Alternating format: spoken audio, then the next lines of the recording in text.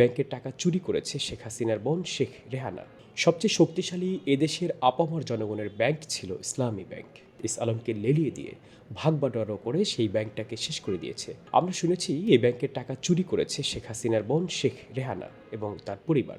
এখন এই চুরির দায়ে তারা লন্ডনেও ধরা পড়েছে। শেখ হাসিনার বোনের মেয়ে যেখানে সংসদ সদস্য এবং ভাগ্যক্রমে তিনি হয়েছেন মন্ত্রীও। এখন সেখানকার দুর্নীতি দমন কমিশন তাকে জিজ্ঞাসাবাদ করছে। এটা বাংলাদেশ এবং জাতির জন্য লজ্জার। আমাদের লজ্জা হলে কি হবে, ওদের তো কোনো লজ্জা নেই। আজ শনিবার সকালে কুষ্টিয়া সরকারি কলেজ মাঠে জামাতের জেলা শাখা আয়োজিত কর্মী সম্মেলনে প্রধান অতিথির বক্তব্যে জামাত ইসলামের আমির শফিকুর রহমান এসব কথা বলেন। কুষ্টিয়া জেলা জামাতের আমির আবুল হাশেমের সভাপতিত্বে কর্মী সম্মেলন সঞ্চালনা করেন সেক্রেটারি সুজাউদ্দিন জোয়ারদার।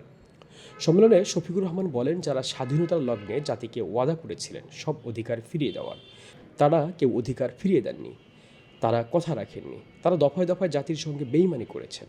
জাতির প্রত্যাশা পূরণ হয়নি। এদেশ আমাদের সব ধর্মের, সব বর্ণের মানুষের। আমরা যুগ যুগ ধরে এই দেশে শান্তিপূর্ণভাবে বসবাস করে আসছি। পূর্বে আমরা দুইবার স্বাধীন হয়েছিলাম, 47-এ, 71-এ। শাহ মোহাম্মদ ওয়ালিউল্লাহ, তরঙ্গ টিভি।